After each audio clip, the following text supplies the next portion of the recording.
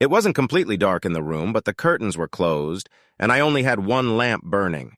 I suppose I could have watched TV or had a drink, but I just didn't feel like it. I showered and shaved, then put on my most comfortable clothes. It was going to be a long night, and I wanted to be prepared.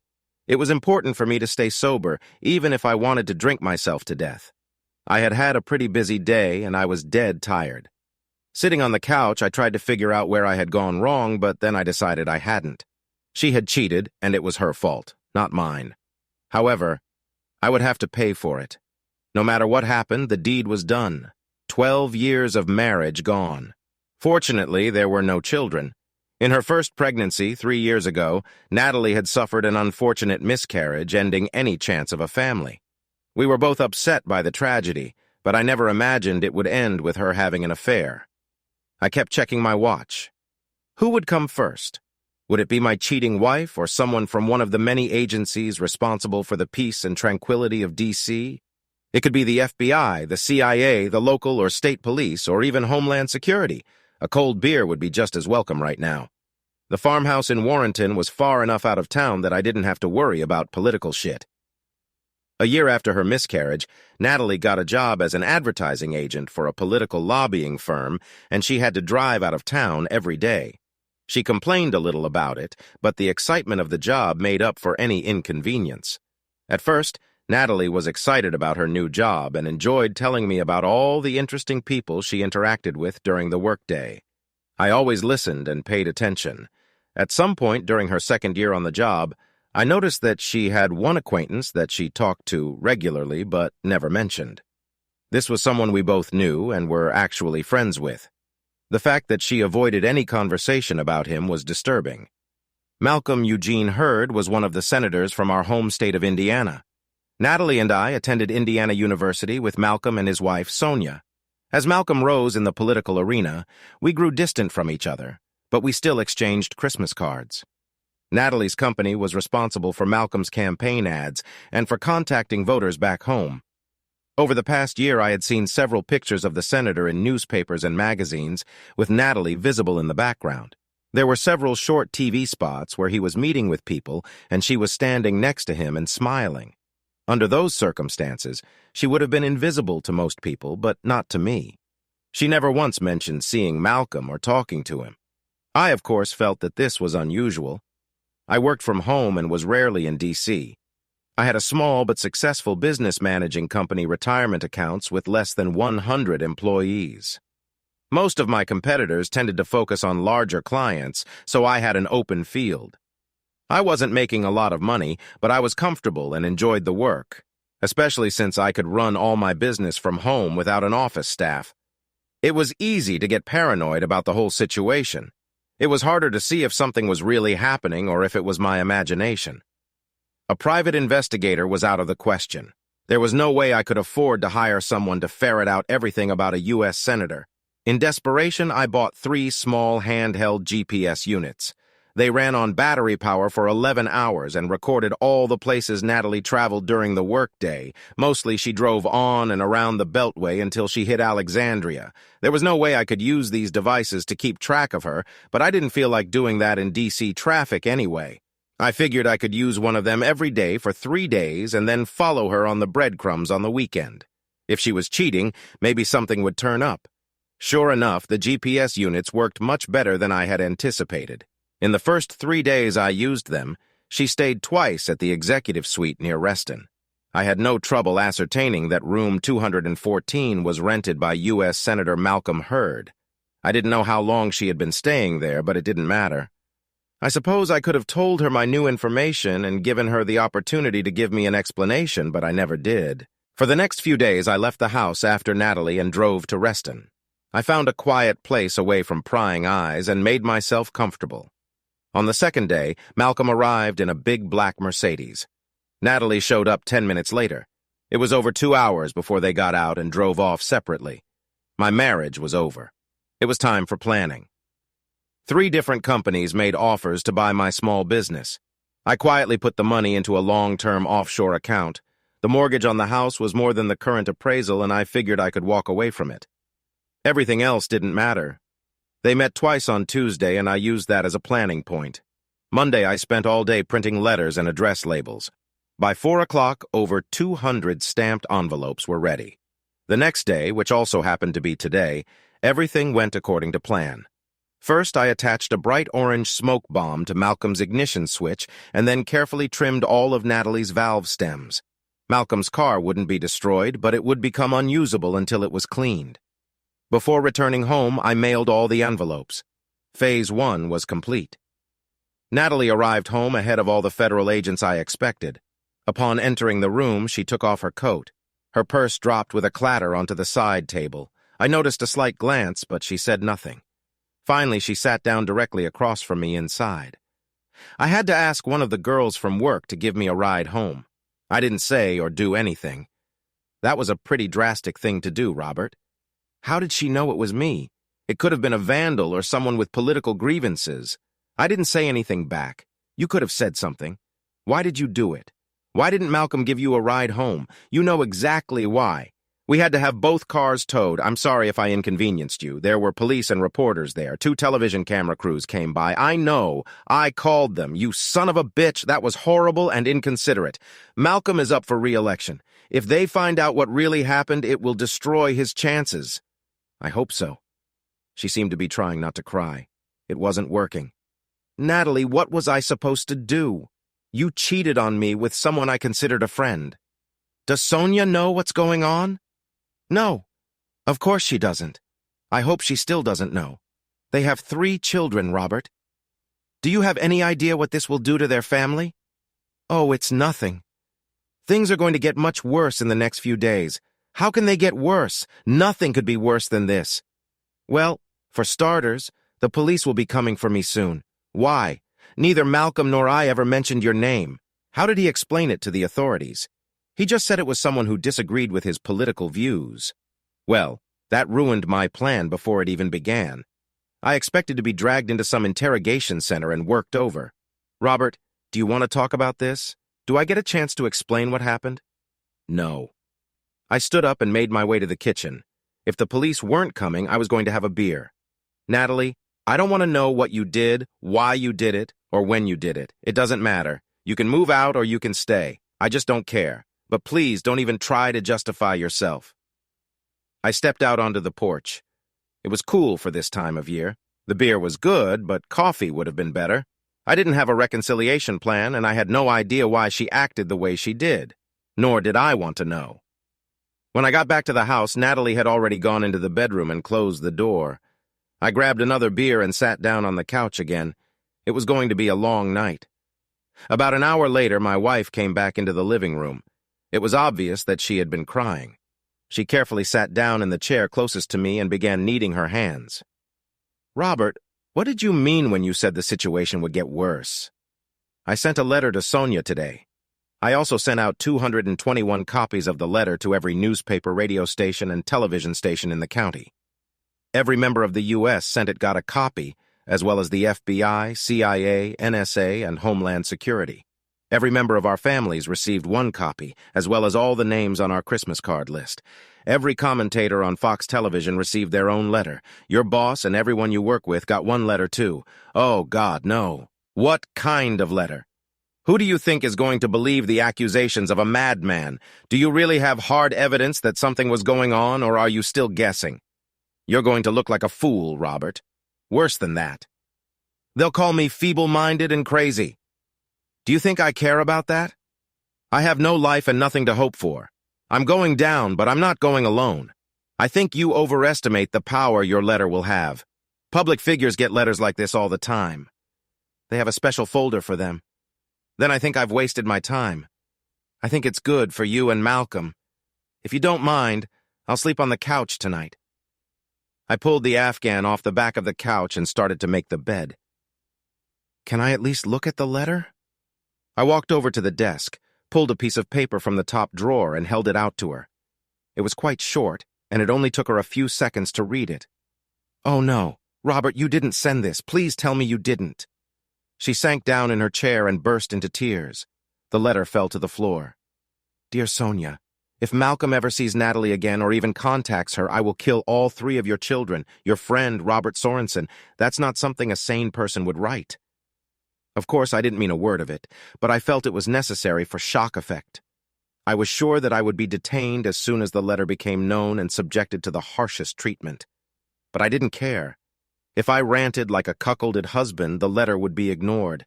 Threatening the lives of a U.S. senator's children would surely get attention. Natalie stood up and staggered toward the bedroom. The mail won't be delivered until 9 o'clock tomorrow. I figured I could get one more night of sleep before things turned to shit. The next morning I was upright and early. Luckily, I had a razor in my car, which I used on the way to the nearest diner. I picked up a breakfast special and grabbed a pack of gum on the way. I would have preferred a toothbrush, but I'll make do with gum today. I tried to kill as much time as possible, but I knew I would have to get back to the house sooner or later. When I pulled up to the house, a black sedan and a state police car were parked in front of it. I never made it to the door. Natalie stood on the porch in her bathrobe as the FBI agents drove me away, escorted by police officers. For the next few days, I was either questioned or I went cold. Because of the letter, I missed most of the whole fuss. They never charged me with anything, but the term terrorist threat was used frequently. I felt a strange satisfaction during the whole process. People were constantly trying to intimidate me or scare me, and I found it amusing. There had been no word from Natalie since I was taken away. There was no mention of bail. I hadn't even seen a lawyer. I was never transferred to an actual jail or detention center. I was kept in a secure area of the federal building. I was kind of isolated, but I was not subjected to any violence or mistreatment. After a while, I got the feeling that people were trying to avoid me and avoiding any confrontation. Things were not going the way I expected because I thought I was going to be accused of something. Apparently, I didn't plan the situation well. At this point, all I could do was go with the flow. I never asked for a lawyer, nor was I offered one. I expected a visit from my wife, but it didn't come. Instead, Malcolm's wife Sonia visited me. They left us alone in a small room. There was no one holding me, and there was no security. I'm sure there were some sort of listening devices in the room, and there was the usual large one-way mirror hanging on the wall. "Hey, Robert," all I could bring myself to do was nod. I had done a terrible thing to this woman and had no idea how to make amends. "Can I get an explanation or something?" "I'm sorry, Sonia. The best thing I can do is apologize to you. What I did was stupid, but I was desperate. I never meant to hurt you or the kids, and I think you know that. It was the only way I could get attention. Was that important to you? I couldn't compete with Malcolm, and you know that. He's powerful, rich, and very charismatic. I hated the fact that I lost Natalie to him, and that there was no way to repay him for the pain he caused me." "Well, it sounds like you did a damn good job of that." All I could do was throw a perplexed look at her. Malcolm was called back to Indiana to hold a meeting of the State Democratic Committee to discuss this recent incident. "Robert, this isn't the first time he screwed up, but it is the first time his people couldn't keep it quiet. People who support politicians have ways to keep things clean, but you thwarted them with your lightning. Is that good or bad? Right now, I consider Malcolm's political career to be over." "That's fair enough, and so is my marriage." Sonia smiled weakly. "Robert, I need a favor. After what I did to you, you've decided to ask me for help. What can I do for you? I'm planning to divorce Malcolm, and I was wondering if you have any evidence of his affair with Natalie. I'm sorry, I can't help you. All I know is that Malcolm rented an apartment in Reston, and the two of them had privacy there. I have no video, no photos, no audio recordings. For all I know, they may have played Scrabble together. Malcolm hates Scrabble." We both laughed amicably. For a few moments, everyone went silent. I felt awkward because I hadn't been able to shave or clean myself up in days. Sonia was perfect in every way. She looked better now than when we were in college. She had gone from a stubby teenager to a beautiful woman. Malcolm had it all: power, position, family, and a beautiful wife. Why did that son of a bitch have to take mine? Sonia rose from her chair, signaling that our conversation was over. "May I visit you again, Robert?" "Of course, I'd love to." She walked away, and I felt a little sad. I had threatened her children's lives in front of the whole world, and she never once raised her voice at me or showed that she was upset about anything. She seemed to know what I was trying to do and understood why I was doing it. 2 hours later, I was escorted out of the federal building and taken home. They unceremoniously dumped me in front of my house and drove away. No explanation, and nothing was said the entire trip. The house was empty. All of Natalie's belongings were gone. I didn't know where her car was. I disconnected my phone and spent the next few days watching TV. I took a perverse pleasure in watching all the chaos I had caused. For some reason, the media seemed more interested in the affair than my threats. After 2 days of no outside contact, I finally called my parents to let them know everything was okay. On my first outing, I bought 2 six-packs of beer and 10 frozen TV dinners. I waited for the last photographers to leave. Hopefully, my 15 minutes of fame were over. I thought about calling Natalie's parents or sisters in an attempt to locate her, but I couldn't think of a reason. I decided to wait and not make a fuss. I still had a small wad of money in my overseas bank account. I had no idea what to do with it. I had enough money in my local bank to last me a few more months, and then I would have to make some kind of lifestyle decision. What would I do for a living? The answer came from an unexpected source. Malcolm Hurd was no longer chosen by his party for re-election. He did not take this news too happily. The news media all downplayed his objections and tirades, but the Fox television network hyped things up to the max. The more he yelled and screamed, the more Fox teed him up. His big mistake was taking his anger out on his wife. Sonia put an end to his ramblings by plunging a kitchen knife into him. There was plenty of evidence to prove that she stabbed him in self-defense, including the nanny who was an eyewitness. However, the complexity of the situation turned into turmoil for Sonia and a nightmare for her children. 2 days later, a small car came to pick me up and drive me to Bethesda. The receptionist at the law firm of Barnes, and Griffin said they needed to meet with me right away on an urgent matter. No other information they provided, but the invitation was so intriguing that I accepted. I didn't even have to enter the house through the front door. We parked in the back and entered through the fire exit. I'm sure the room I was led to wasn't one of those rooms reserved for elite clients. It seemed like it was organized pro bono, but that didn't make sense. Mr. Sorensen, my name is Wilfred Malik. I have been selected to make you a special offer. He was heavily overweight and sweating profusely, even though it wasn't that warm. I estimated him to be about 50 years old. His thinning hair was slipped back and his face glowed with a blush. What do you mean you've been chosen? He threw me an amused look. I suppose he was puzzled that I questioned his words instead of inquiring about the offer he was about to make. Why are we in this little room, Mr. Malik? It seems to me like you're trying to hide me or something. You are very perceptive, Mr. Sorensen. We've been instructed to keep this visit a secret. Let's just say no one can know you're here. I take it you're a specialist in low-profile clients. I didn't get an answer. A folder lay in front of him. Nothing else. Do you know where Neha was located? Yes, as a matter of fact, I do. I've never been there, but from what I understand, not many people have been there. Sonia Hurd owns, or should I say, rents, a small house on Neha? That doesn't make sense. Neha is a forbidden island. I thought no one lived there except a few natives and the owners. True. Let's just say some exceptions were made for Sonia Hurd. Good. I've got your attention. What does Sonia Hurd and the island of Neha have to do with me? Things are not going well in court. It's convoluted and getting more convoluted. Malcolm's family is spending every dime they can to have Sonia crucified. She's worried about how all this will affect her children, and she wants to shelter them from it.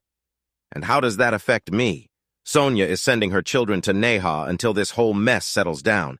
It's the only place she thinks they'll be free of all this. She wants you to go with them. You've got to be kidding me. I'm the one who threatened to kill them. I'm the last person on earth who should be trusted with these children. It doesn't make sense to us either. We don't know why she chose you. I hadn't expected this. It didn't make sense. Sure, I wouldn't do anything to hurt the kids for anything in the world, but I didn't even know them that well. I'd only seen them at random gatherings and never really bonded with them. What about Sonia's parents? Her father has Alzheimer's, and all her mother can do is take care of him.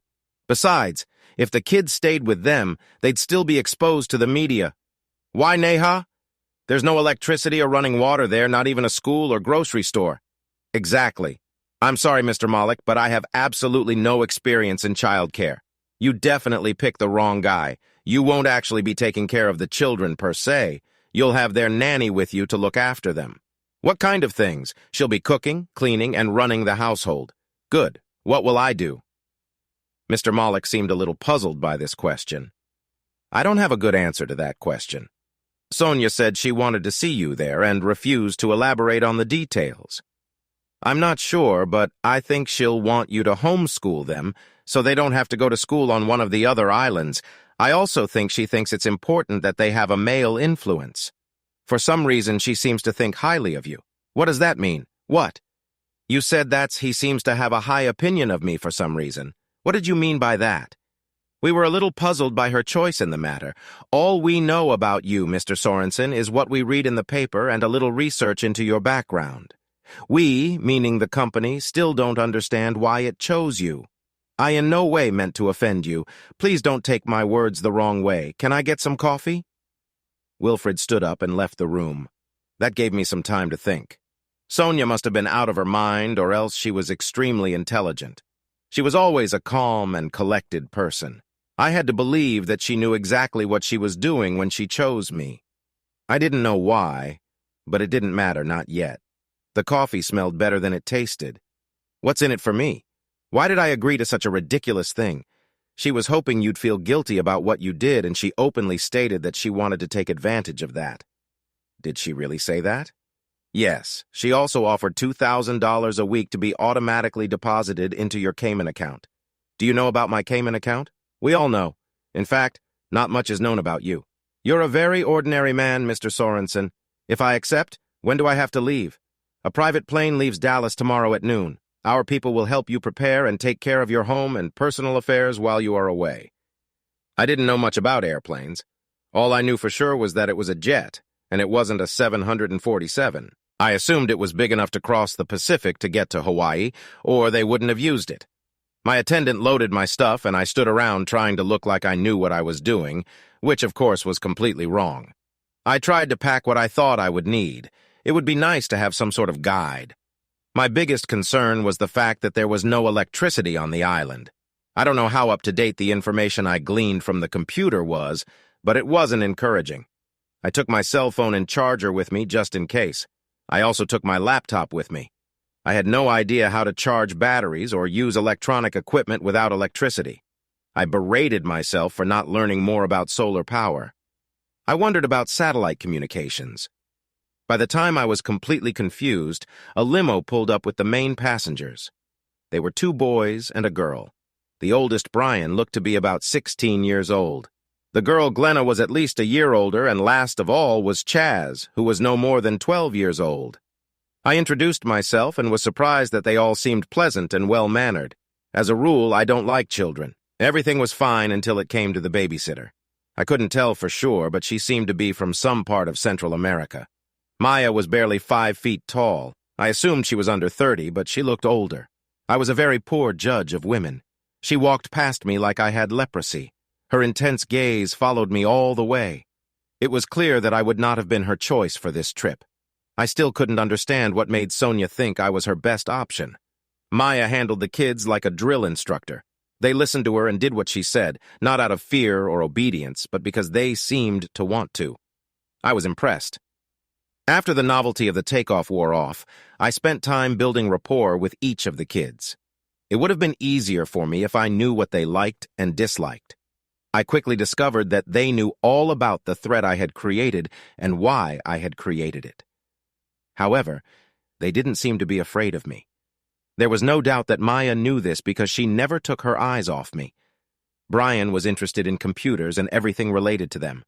He was disappointed when he found out that there was no electricity on Nihao. His eyes lit up a little when I told him I had sneaked my laptop on board, and he seemed to respond when I asked him if he knew anything about solar power or satellite communications. Brian and I were going to get along great. Glenna was looking forward to swimming and learning to surf. Her biggest concern was that there wouldn't be a beach nearby, and if there was, it would be too rough for swimming. I promised to help her figure out how to get to the water, but I couldn't help her surf. We had a little laugh about it. She was hoping she would be able to go horseback riding. Chaz was upset because there were no snakes on the islands. He couldn't wait to collect all the critters he could. After he said that, I told him I was relieved that St. Patrick had chased away all the snakes. He was more than happy to correct me. I knew I wouldn't get a chance to talk to Maya. She made it clear by her facial expression and gestures that she wanted nothing to do with me. I realized that she disapproved of my interaction with the children. I involuntarily glared at her as she slept. We stopped in Seattle and had dinner at the airport while the plane refueled. I was surprised to find that Maya spoke perfect English without the slightest accent. She didn't speak to me, but I noticed when she was with the kids. As the flight progressed, she became more and more interesting. The kids slept all the way from Seattle to the islands. Part of the time, Maya slept. When she was awake, she watched me. It was obvious that she knew about the letter and was more worried about it than the kids. The next leg of our trip was a seaplane ride, which the kids thought was very cool. But it was even cooler than flying in a helicopter directly to Niihau. A small group of people were ready to meet us, and I tried my best to stay in the background. It was obvious they were trying not to draw attention to themselves. 2 hours later, a jeep-like jitney drove us to our new home. It was a typical island bungalow with a few improvements. As the children and Maya hurried to enter the new abode, I walked around the entire building. It had a tin or metal roof with large and closed gutters to collect rainwater.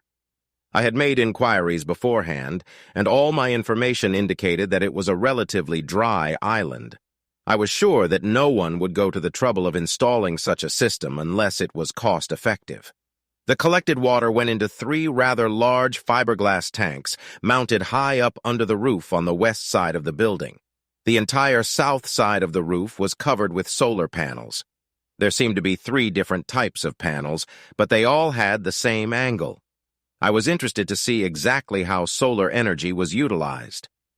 Chaz was fascinated by the small flock of chickens huddled around the small raised chicken coop in the backyard. There might not be any bacon, but there seemed to be plenty of eggs. I was still trying to remain inconspicuous. The guy who gave us a ride was just finishing explaining things to Maya when I entered the house.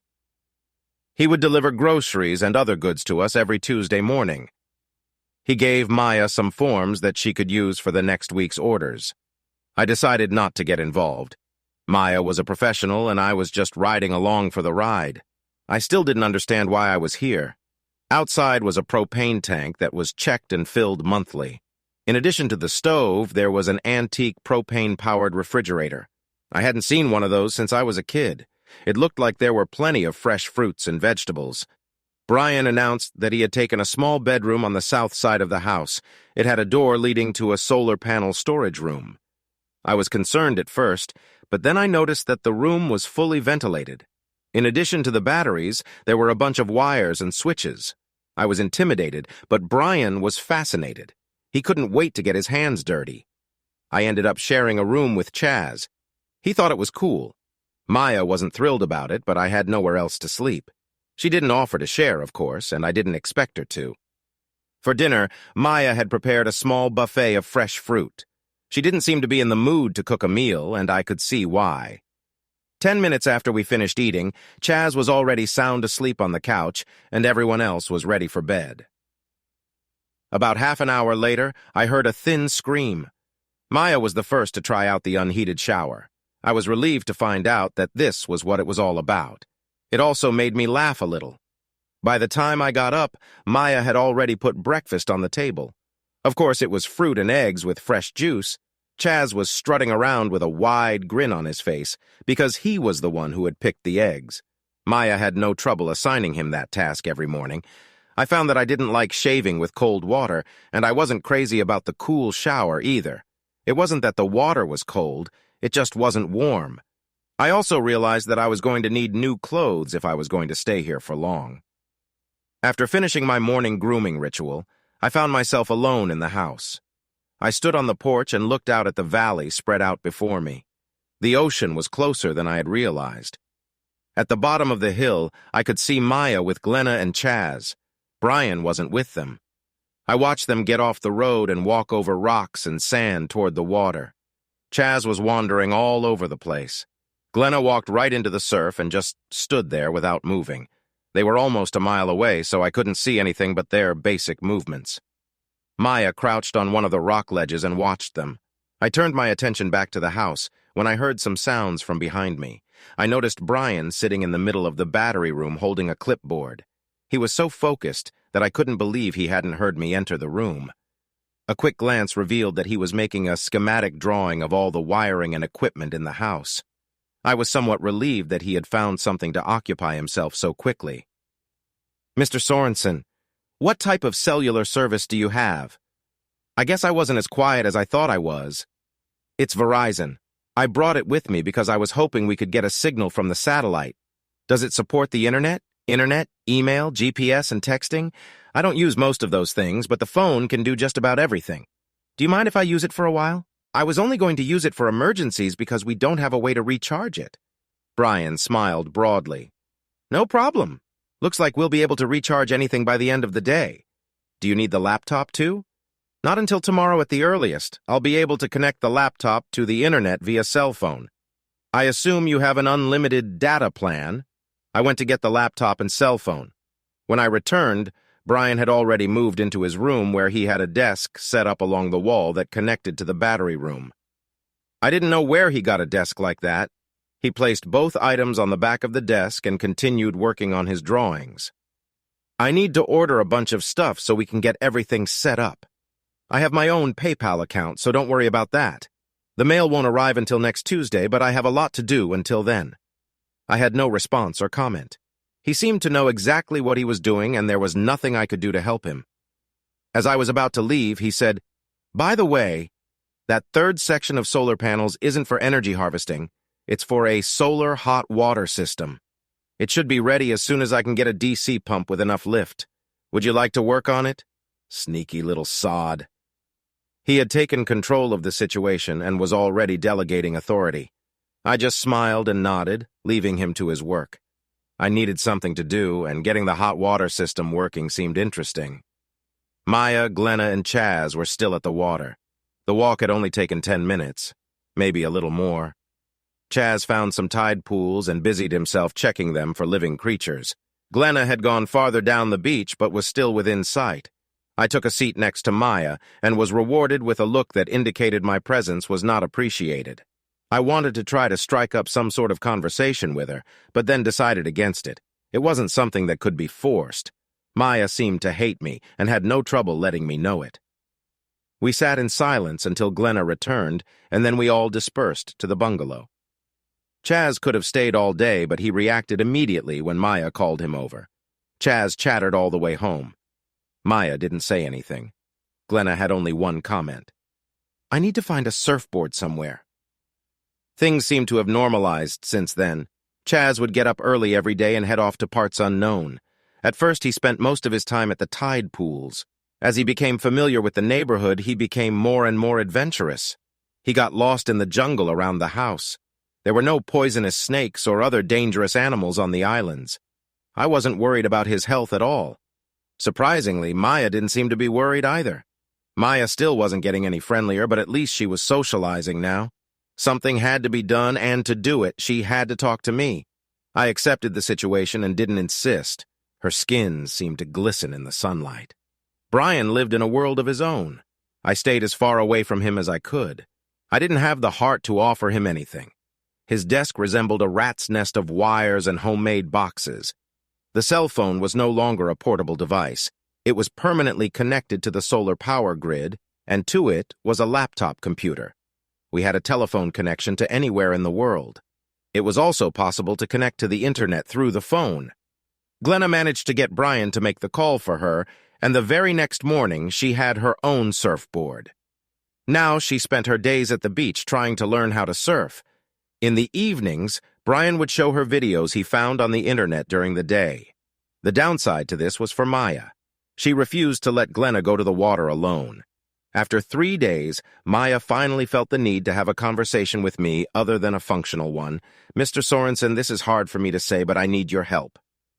She caught my attention, and I sat down waiting for the second shoot to drop. I swear she was getting prettier every day. I have laundry, cleaning, cooking, and other chores to do. I can't keep sitting with Glenna on the beach all day, but I don't have to leave her alone. "You want me to start doing chores?" That elicited a disappointed smirk from me. "No. I need you to watch Glenna while I do what needs to be done around the house.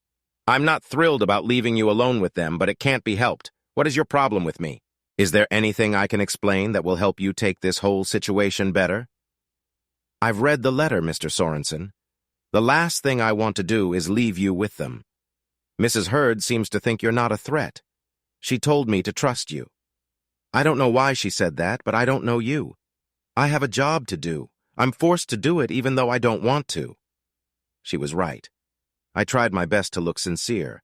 Maya, I would never do anything to hurt the children. When I wrote that letter, I was in pain. I know it was a terrible thing to do, but I was desperate. I was bitter because my marriage had just broken up. Sonia asked me to come here for a reason. It must have something to do with the children. I'll find out. In the meantime, I'm willing to do what I can to help you and try to earn your trust. Good. You'll start tomorrow, right after the delivery. What delivery? We have a truck coming in with the mail, food, supplies, and things Brian ordered. Next week, we'll get a big shipment of clothes and personal items we couldn't take on the plane. Some of it will be from your apartment. How do you know all this? I talked to the island supervisor as well as Mr. Malik. Brian set it up so I can keep an eye on what's going on. Things will be better next week in case there's anything you need or want to check on. I had nothing to say. She was smart, competent, and well-organized. The warm climate and humidity made her bronze skin glow, contrasting with her long black hair. Lately, she had been dressing more casually, which showed off her full figure. I was still surprised by her impeccable diction. I need to make dinner. She turned to leave. I decided our conversation was over. By the way, I expect hot water in that shower by next week. We both smiled. That was at first. I felt better about our relationship. Tuesday morning was like Christmas. Instead of an SUV, we were visited by a small Isuzu truck. There were a few boxes for me, but most of the stuff was for the kids. Maya got some of the usual fruits and vegetables and didn't look very happy. She had a list ready for the next week with the basic food items and foods she wanted to get. Brian received the most things. The packages were from several sources and came in different sizes and shapes. He was grinning from ear to ear as he carried the treasures into his room. I was dying to see what he was up to. The mail was on the refrigerator. We could look at it later.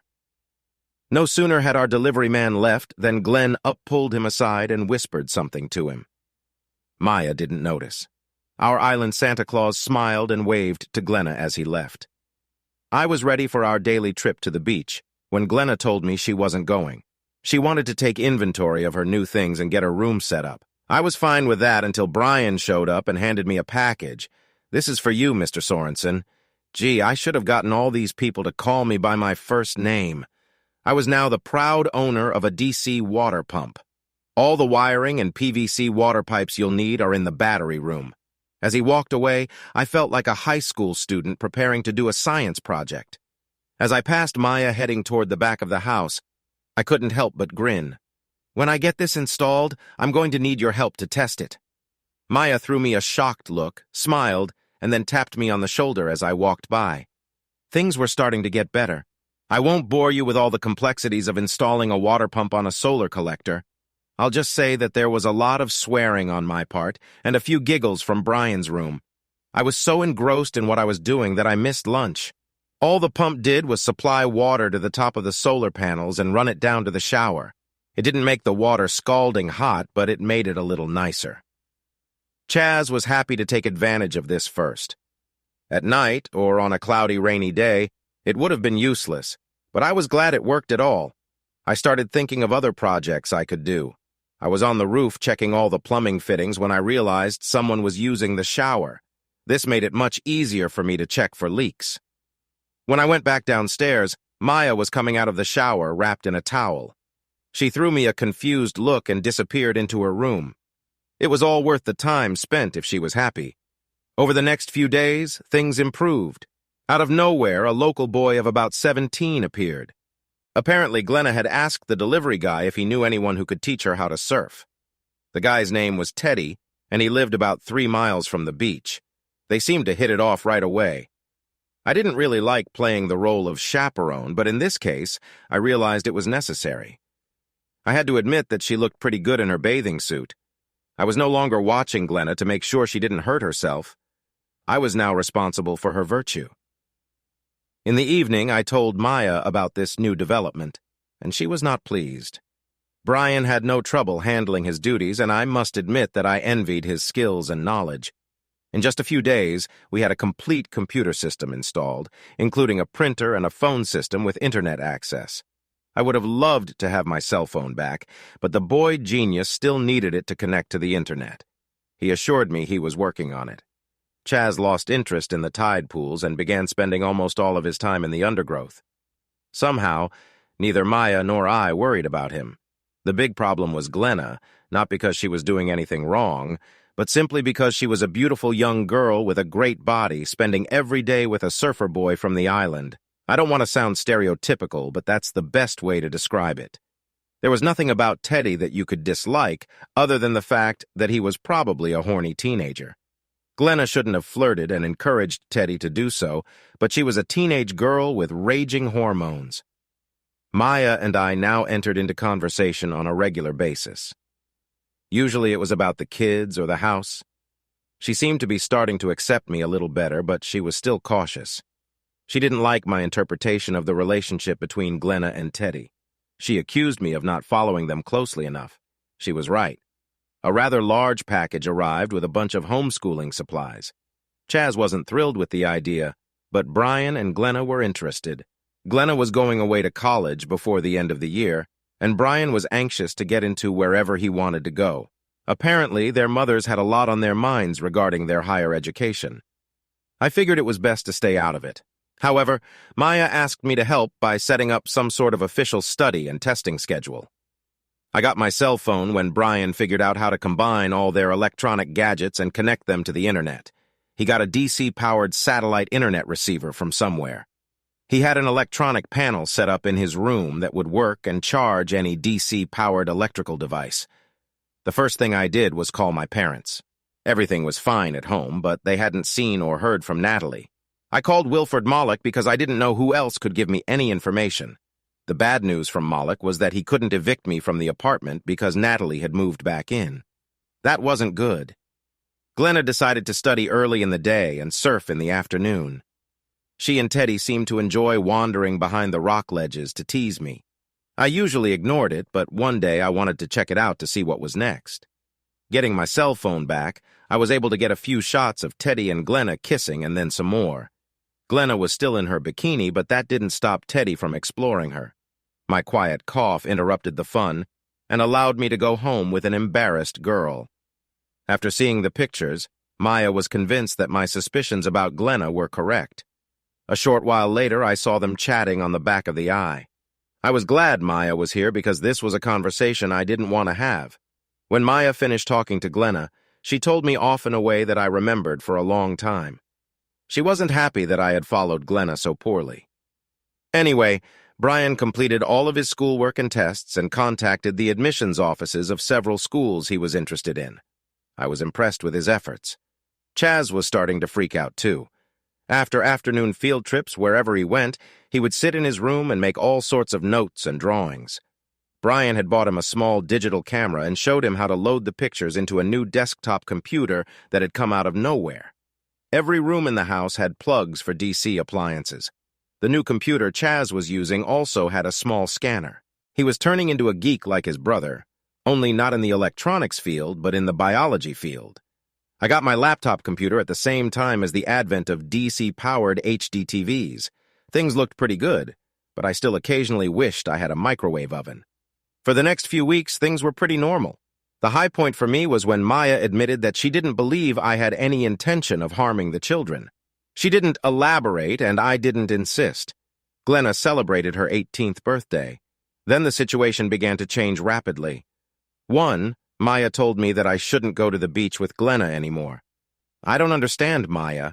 You were very concerned about her safety and then her close relationship with Teddy. What's changed? I trust Teddy a lot. I think he knows the water and the action of the waves. I believe he can keep Glenna safe. I don't think she'll hurt herself with him around. Come on, Maya. You know what's going on between them. There's no way you can leave them alone on a deserted beach. You know what's going to happen. Maya set aside the laundry she was folding and looked at me. It's too late, Robert. It was the first time she'd ever called me by my first name. What does that mean? It means you didn't do a good job as chaperone.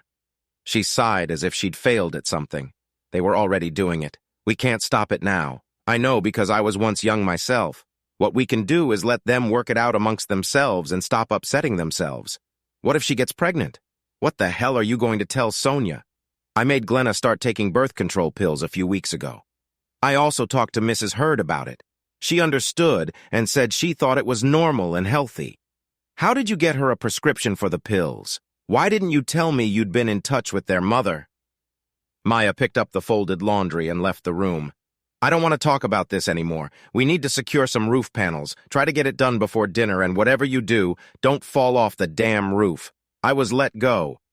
I could safely say that Maya had given me all the information I was going to get. I was starting to get comfortable with the whole situation, and now I felt like an outsider again. I spent the entire afternoon on the roof, thinking and lamenting my inability to manage my own affairs. During the evening meal, I was quiet and sullen. Glenna seemed happier than usual, and for good reason. Brian and Chaz were the same as usual. Maya noticed my displeasure with the whole situation and let me know by sticking her tongue out when the kids weren't looking at me. She smiled slightly afterward. I spent the rest of the evening confused, since I no longer had to babysit Glenna in the evenings. I had a lot of time to spend on chores. If I needed any parts or tools, I wrote them down on a list that Maya kept on the refrigerator. I never realized what my function was. The kids did their own schoolwork. Maya did the housework. All I had to do was hang around idly and play Mr. Fix-It. After one of the evening dinners, Chaz made a remark that interested me. He looked at Brian and simply said, "I miss Sarai. She could cook so much better than Maya." We talked about cooking some more, but I was just wondering who the hell Sarai was and why she wasn't with us. I hid the comment about Sarai in my cluttered mind. It wasn't important enough to dwell on, but something I wanted to remember. I suppose I could have just asked one of the kids about Sarai, but I felt awkward doing that. Out of the blue, Brian got an acceptance letter to MIT. He was to start classes in 4 weeks.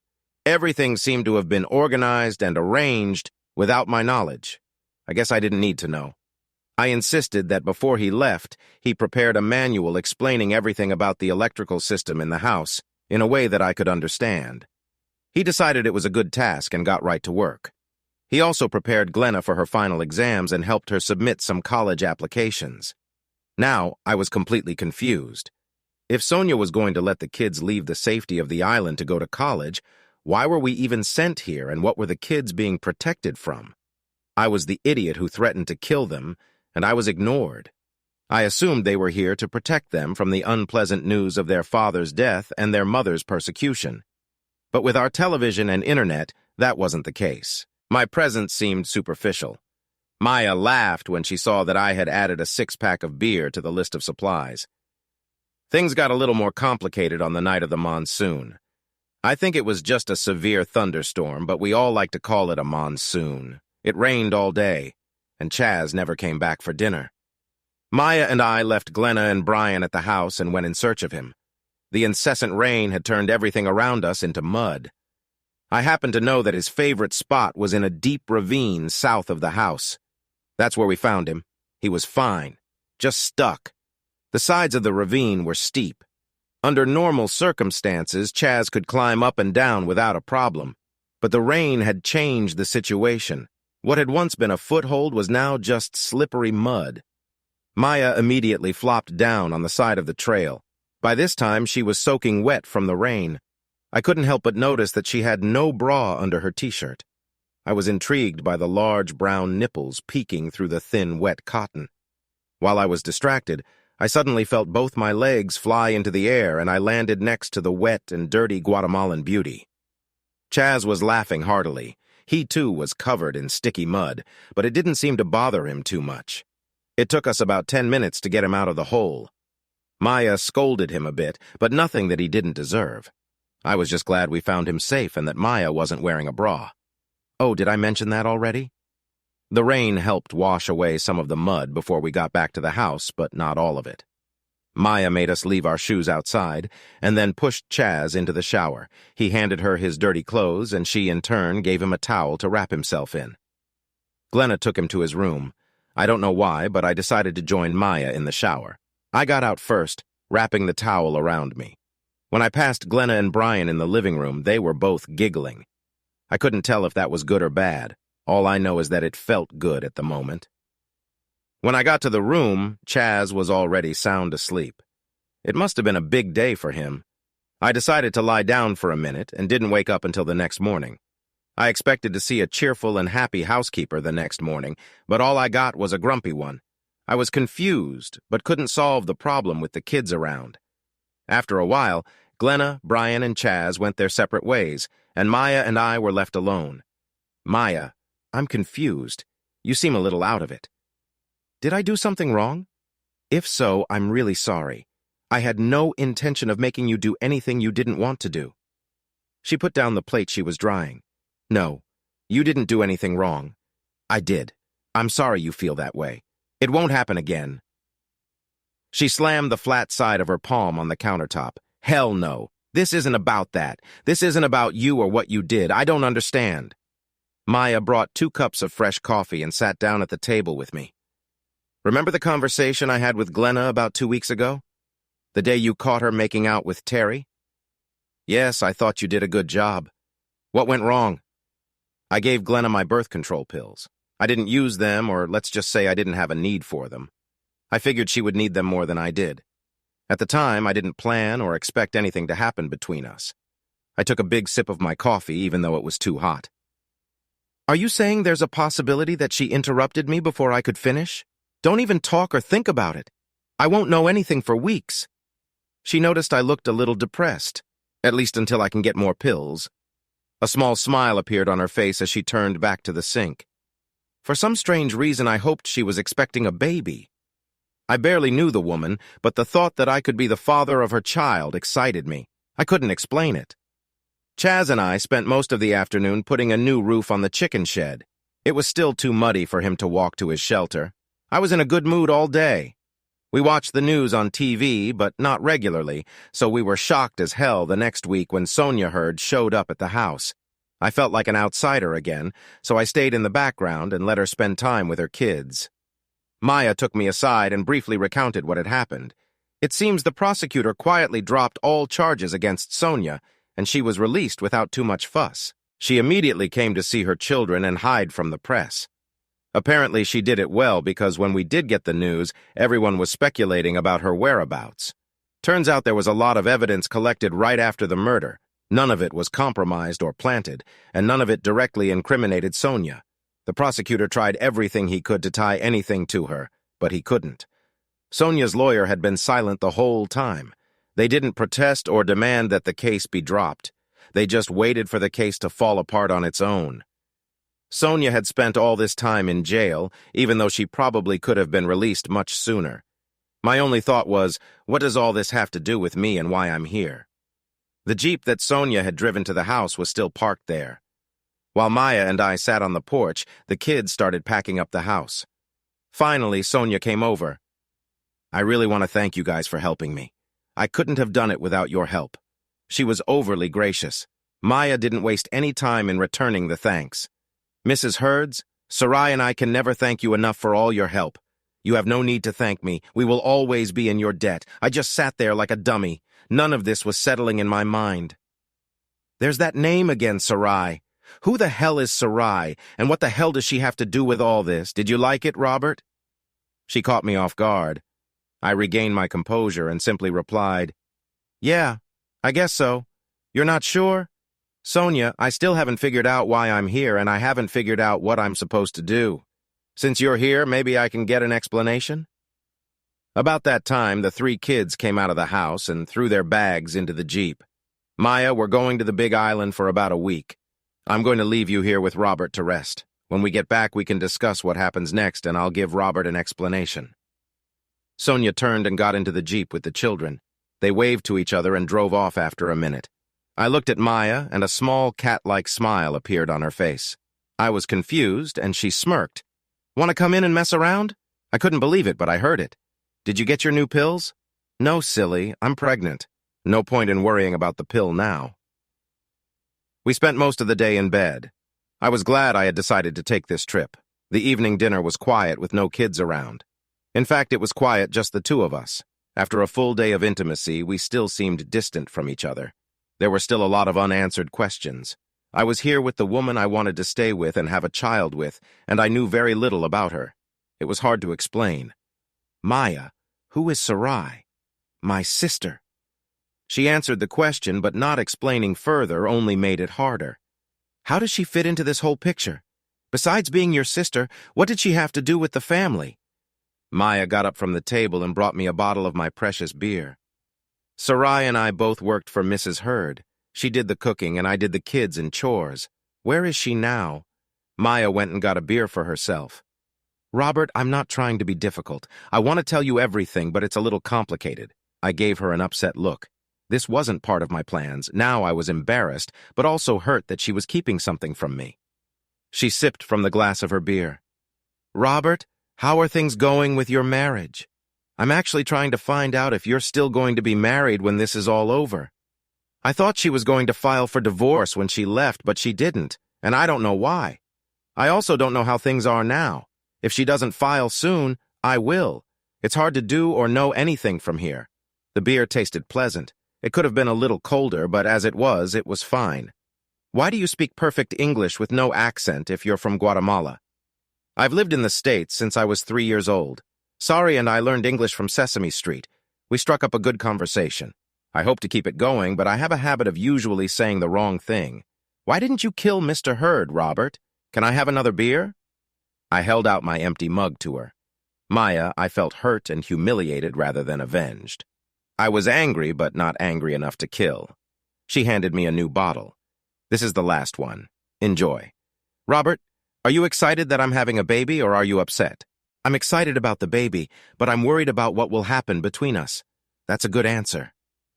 There was a brief lull. I'm sure she had more questions.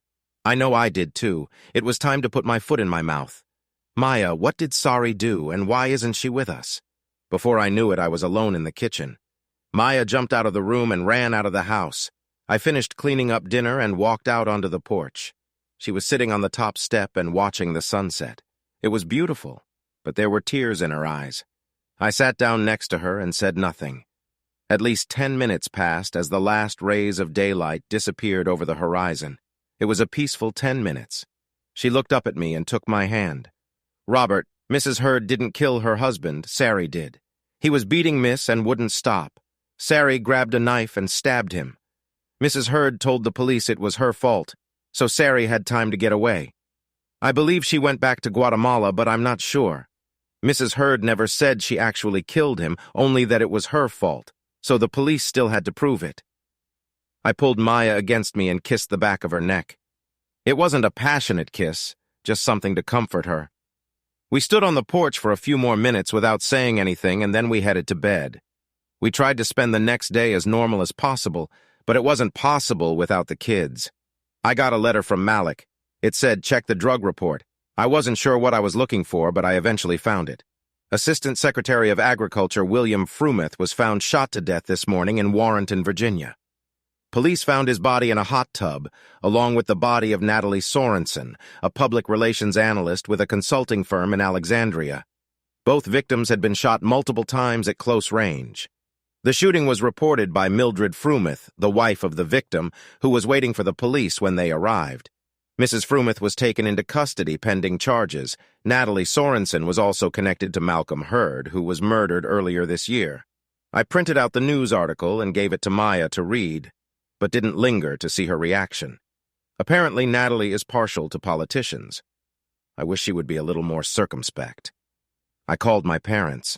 They informed me that Natalie's relatives had already left to pick up her body and were bringing it home. I felt sorry for them. They were good people and didn't deserve their daughter to die like that.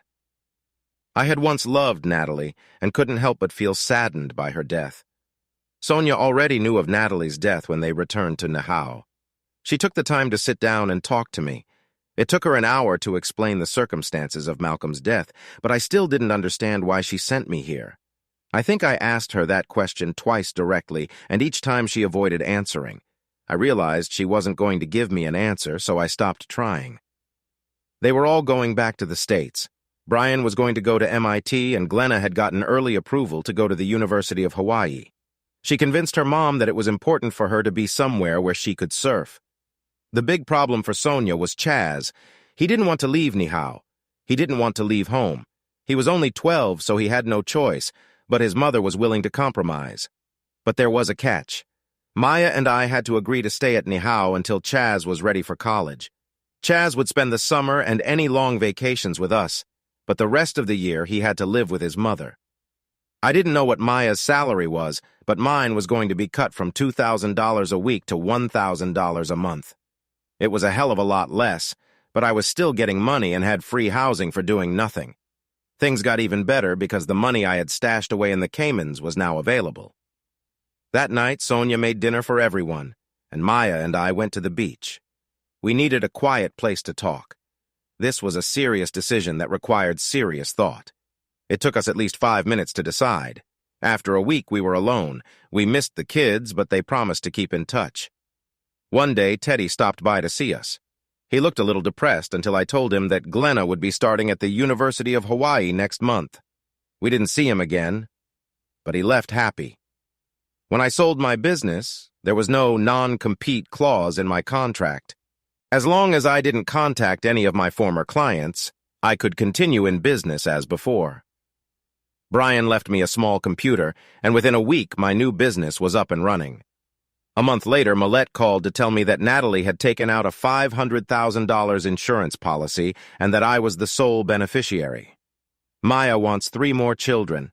Thanks for watching. I hope you enjoyed it. So, subscribe to my channel and watch the next video.